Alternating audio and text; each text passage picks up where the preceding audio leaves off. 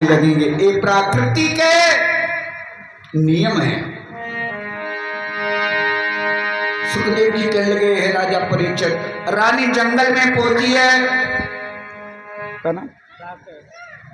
51 मंत्र का है। राकेश कुमार प्रभु के पावन नाम पर पवित्र दी है। भगवान हमेशा के लिए कल्याणकारी बना रखे, धर्म के प्रयत्न के हाथ आगे को बढ़ते रहे, ईश्वर से कामना करते हैं। और 21 मंत्र का है, 21 और 51 मंत्र का है। ओम देव की माता जी, आहा प्रभु के पावन नाम पर पवित्र दी है। भगवान इनकी मनोकामना सफल करें, धर्म के प्रयत्न के हाथ आगे को बढ़ते रहे, ईश्वर से कामना करते हैं। ऐसा ही नहीं, भगवान हमेशा हमेशा के लिए कल्याणकारी बना रखे। और ये 51 मंत्र का है हमारे भैया वीरेश सिंह प्रभु के पावन नाम पर पवित्र दी है। भगवान हमेशा के लिए कल्याणकारी बना रखे, धर्म के प्रयत्न के हाथ आगे को बढ़ते रहे, ईश्वर से कामना करते हैं। जिस समय रथ में बैठ के चली है पवन रेखा, जा रही हैं, जंगल में पहुंची तो जंगल की छटा, जंगल का निखार, जंगल की शोभा, जंगल का सुहावना रूप देखकर पवन रेखा आहा ललायत होने लगी, ललायत होने लगी। कैसी शोभा थी जंगल की कि कोयल कूक रही है वृक्षों पे,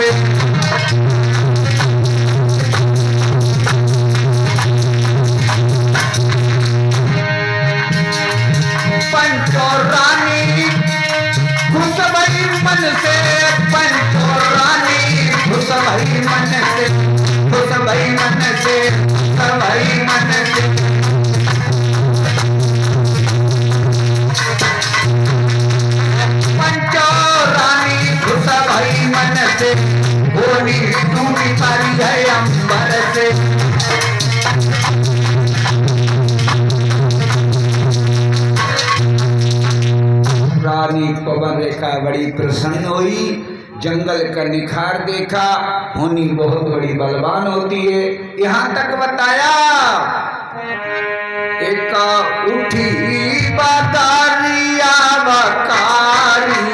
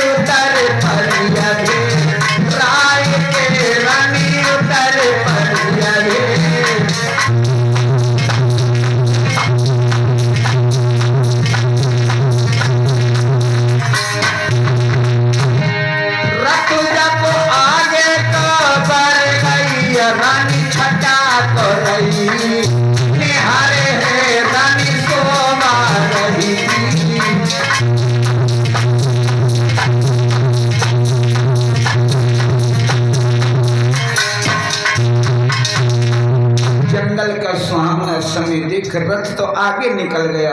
रानी रथ से कूद पड़ी, जंगल का निखार देखने लगी। भौरा गुंजार रहे हैं, फुलवारी है, हरी भरी क्यारी है, वृक्षों पर कोयल कूक रही है, पपिया प्यू प्यू करके बोल रहा है, मोहर बोल रहे हैं, पक्षी बोल रहे हैं, सामना समय है, बसंत ऋतु दिखाई दे रही है। रानी अपने को भूल गई, रानी स्वयं अपने को भूल गई और जंगल में आगे को बढ़ने लगी। रथ आगे निकल गया, रानी को कुछ अवगत नहीं हो रहा है, लेकिन उसी ईश्वर की बड़ी विलक्षण माया है। आगे रानी बढ़ी है, क्या देखा है? भालू बंदर शेर जा रहे थे, दहाड़ लगाई।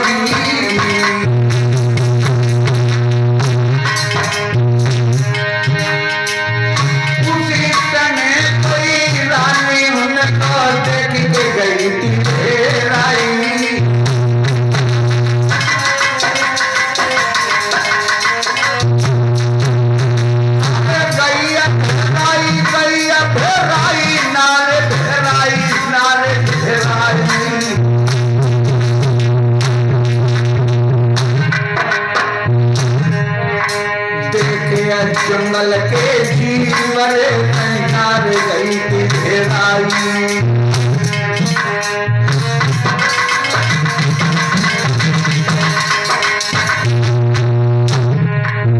रानी के लिए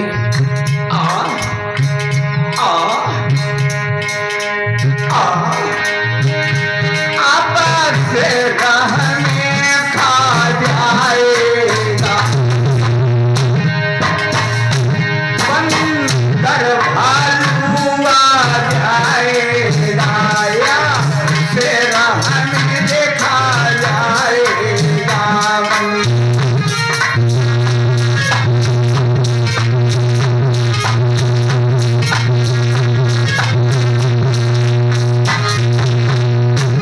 उसी समय इस तरह से रानी रो रही थी।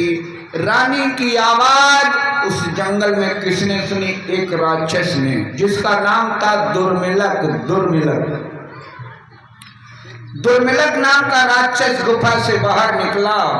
उसने देखा, पवन रेखा के रूप को देखते ही देखते ललायत हो गया। क्यों? पवन रेखा इतनी सुंदर थी, उसके रूप को देखने के बाद में वो ललायत हो गया। सोचने लगा, ये मथुरा के महाराज उग्रसेन की प्रिया है, ये बहुत सुंदर है, बहुत बड़ा ललायत हो गया। सोचने लगा, यदि मैं इसके सामने जाता हूं, यदि मैं इसके सामने जाता हूं तो ये अपने तेज से, अपनी शक्ति से, अपने पतिव्रता धर्म से हमें भस्म कर सकती है, हमें जला सकती है, राख कर सकती है। तो उसी ने सोचा कि पहले इसके सतिष्ठ को नाश करना होगा। उसी समय उस दुष्ट दुर्मिलक ने महाराज उग्रसेन का रूप बनाया और वहीं पर पहुंचा जहां रानी रो रही थी खड़ी। रानी से कहने लगा, भद्रे रो रही हो? रानी ने देखा, मुड़ के, पिया पिया तुम? कहने लगे, हाँ मैं। तुम कहां से आ गए पिया?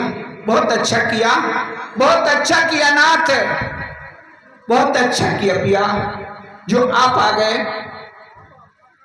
हमें तो शेर खाया जा रहा था, भालू खाया जा रहा था, बंदर खाया जा रहा था।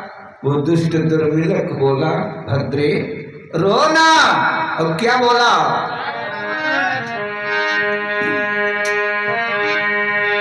कि मेरे सन्मुख तुमको देखे वो कौन भला हिम्मत वाला।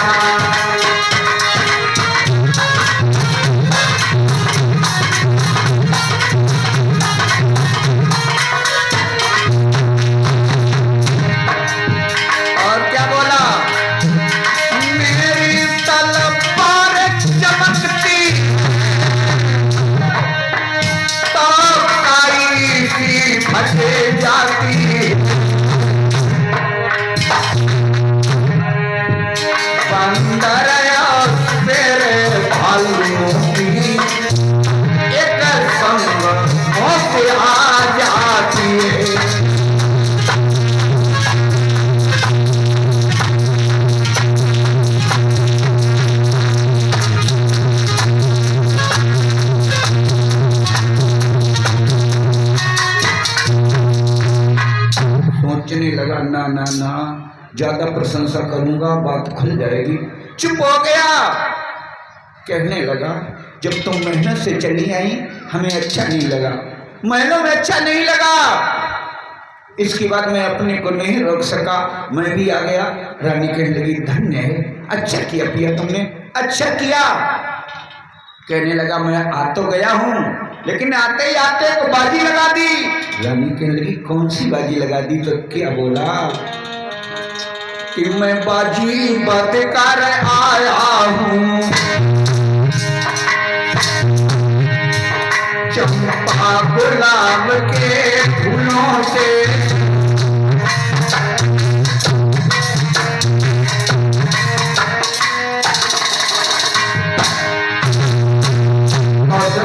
हमारे भैया राजेश्वर सिंह प्रभु के पापा नाम पर देख रहे हैं। भगवान उनकी मनोकामना सफल करें, धर्म के प्रति उनके हाथ आगे को बढ़ते रहें, मैं ईश्वर से कामना करता हूँ। मैं बाजी बदकार आया हूँ चंपा गुलाब के फूलों से,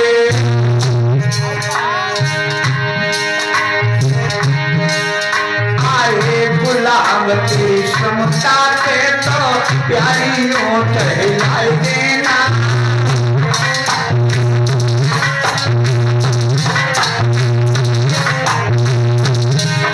आए गुलाब तेरी समता पे तो प्यारियों टहलाए देना,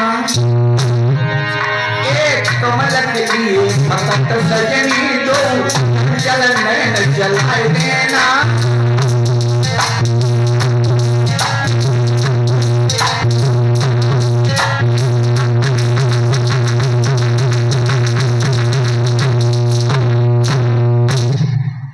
कहने लगी पिया कोई बात नहीं, आप प्रशंसा करो, आपका अधिकार इस शरीर के ऊपर है। राधे राधे राधे राधे। उसी समय सुखदेव जी कहने लगे हे राजा परीक्षित, जिस समय महाराज उग्रसेन के रूप में दुष्ट दुर्मिलक बोला, क्या बोला है?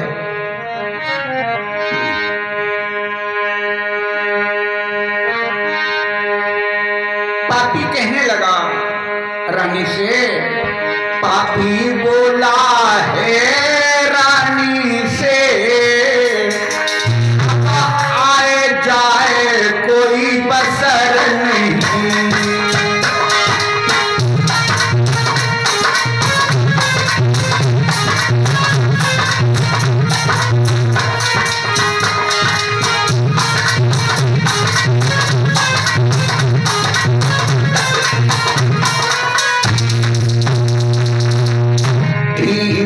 जवान से बोली उठी, हम कब प्रभु को तैयार नहीं,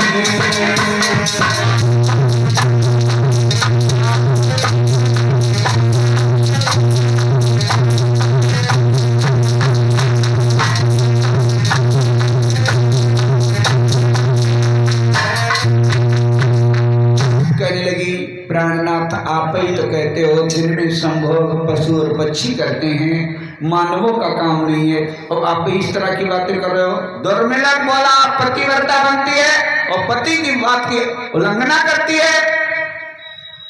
कहने लगी प्राणनाथ इस तन पर है अधिकार तुम्हें,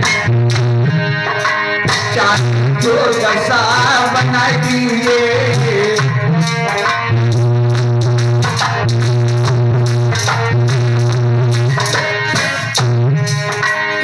तन पर है अधिकार तुम्हें, चाहे तो दशा बना दीजिए। स्वामी क्या कितनी बड़ी बात, क्या कितनी बड़ी बात जो चाहे तो करवा दीजिए।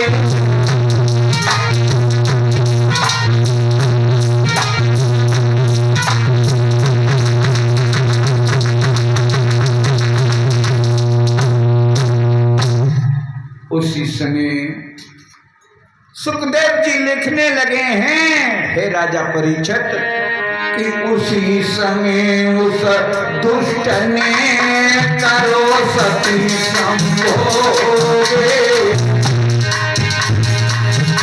एक प्रकट हुई गो अंत में निश्चर को संजोगे।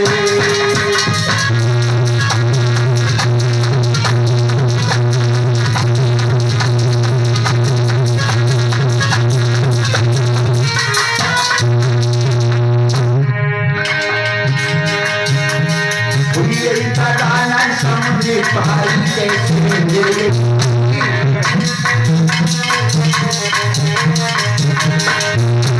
हुई गई का गाना समझे भाई कैसे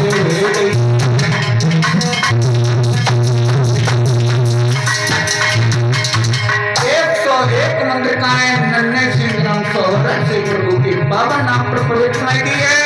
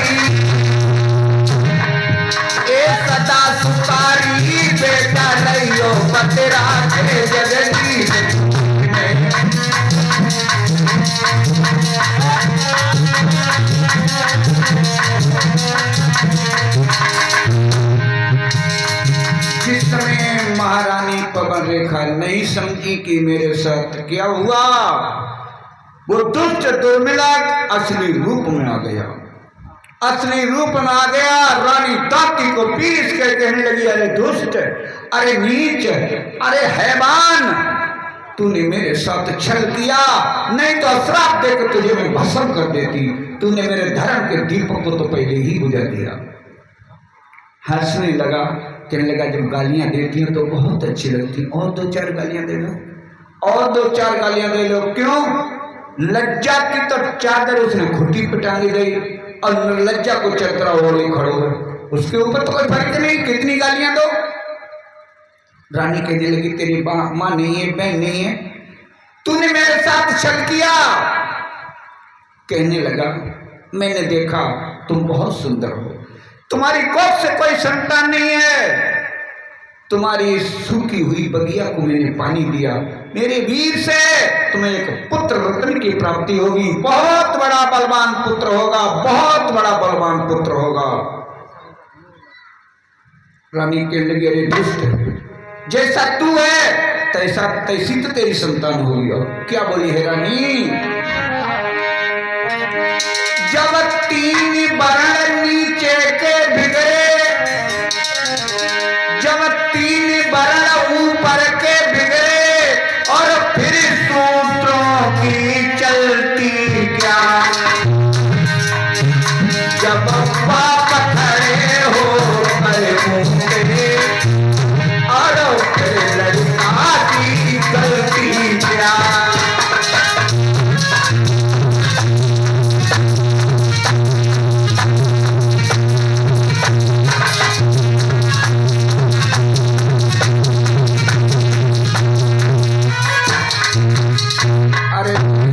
तैसी तेरी संतान होगी। कहने लगा, तुमने कहा इतना बड़ा बलवान मेरा पुत्र होगा। सुनो क्या बोला, कि इतना बलवान होएगा बेटा जग में कोई जीत ना पाएगा।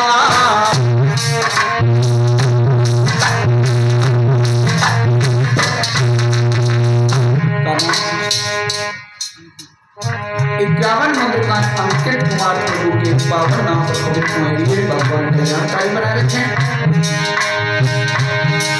इतना बलवान होएगा बेटा जग में कोई जीत ना पाएगा।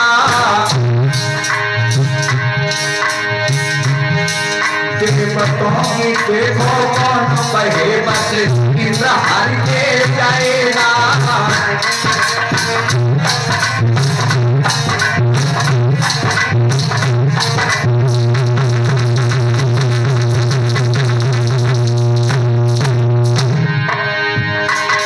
वो परम पिता नारायण के हाथन से मारा जाएगा। वो जगत पिता नारायण के हाथन से मारा जाएगा।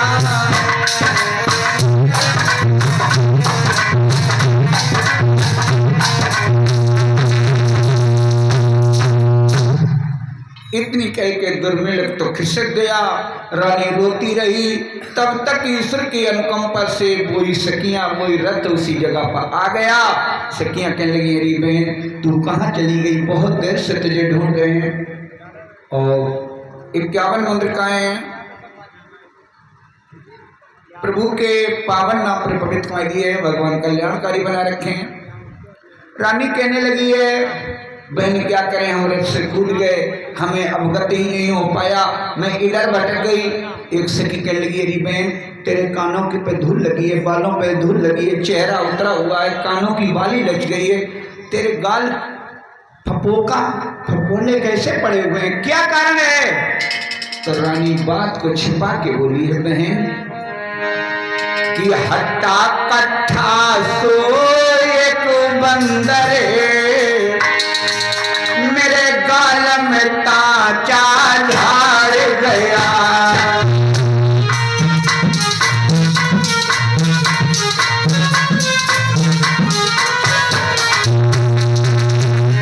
हट्टा कट्ठा सो एक बंदर मेरे गाल में ताचा झाड़ गया। बड़ी ऐसी दारू बिगाड़ गया, चुंदर को मार गया।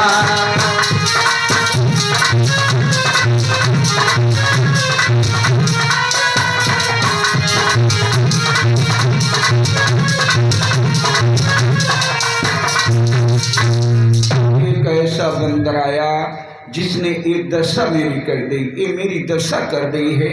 आहा उसी समय रानी रथ पे बैठ गई, उस बात को छिपा लिया, महलों में पहुंची है। धीरे धीरे गर्भ की वृद्धि हो रही है। समय आने पर रानी के घर में जब पुत्र का जन्म हुआ, उस दुष्ट का जन्म हुआ, जानते हो जब घर में पुत्र का जन्म होता है घर में तो उस दिन सगुन होंगे, और जिस दिन कपूत का जन्म होगा तो उस दिन अशगुन होंगे। कंस का जन्म हुआ, कैसे कैसे अशगुन होने लगे। कि पैदा होते ही बालक के आंधी तूफान मचाने लगी।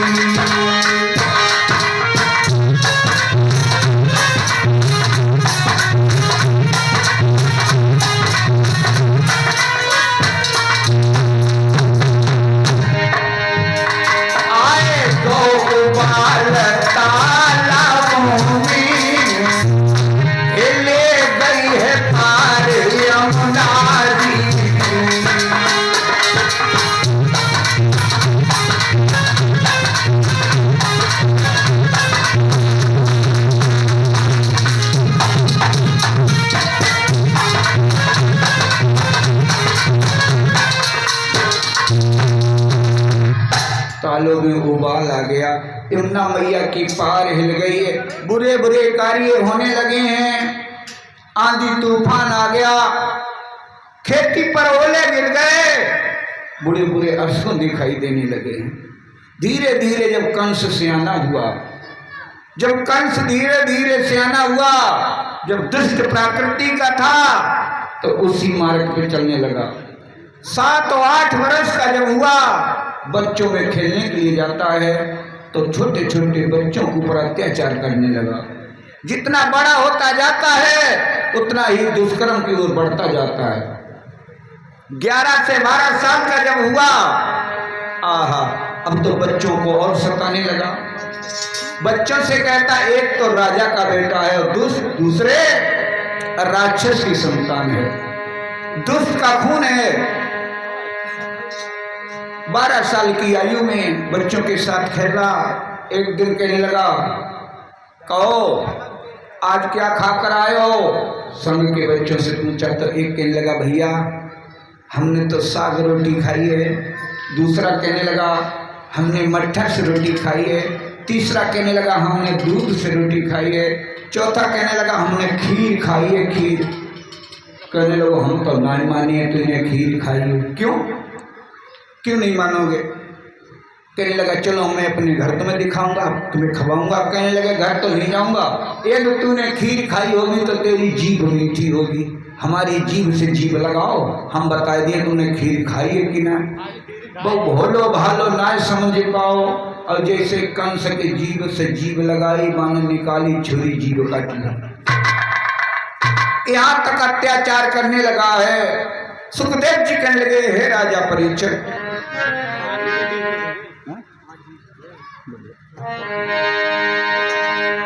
छोटे छोटे बच्चों को यमुना मैया में ढकेल देता है, कहीं डाल देता है, किसी बच्चों को रेत में दबा देता है।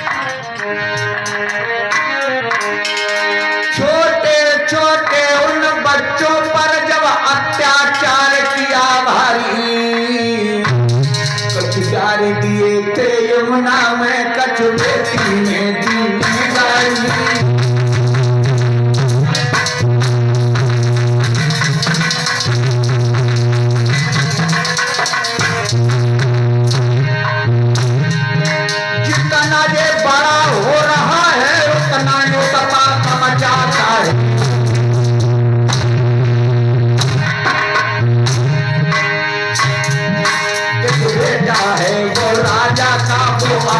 बढ़ता जाता है।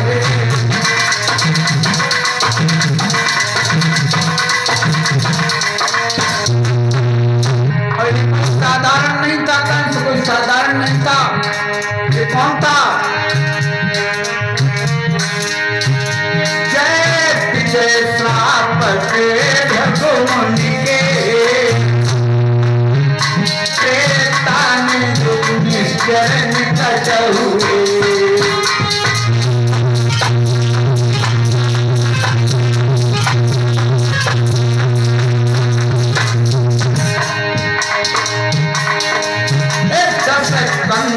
कुंभकर्ण बनके वही तो दोबारा प्रकट हुए।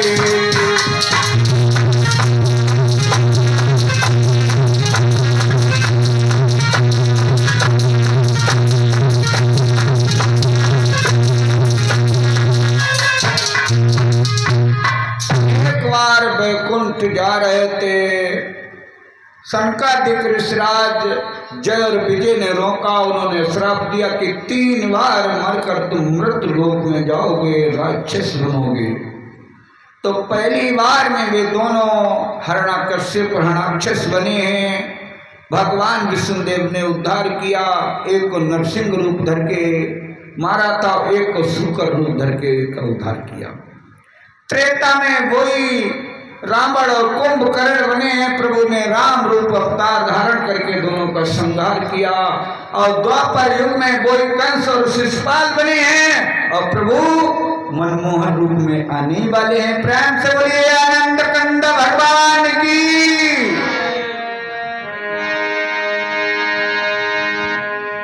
और मैं अपनी वाणी को यहीं पर विराम दूंगा। आगे की कथा रात्रि में कृष्ण जन्म परीक्षित महाराज जी, यदुपति महाराज जी से भी माताएं बहनें समझे। खीर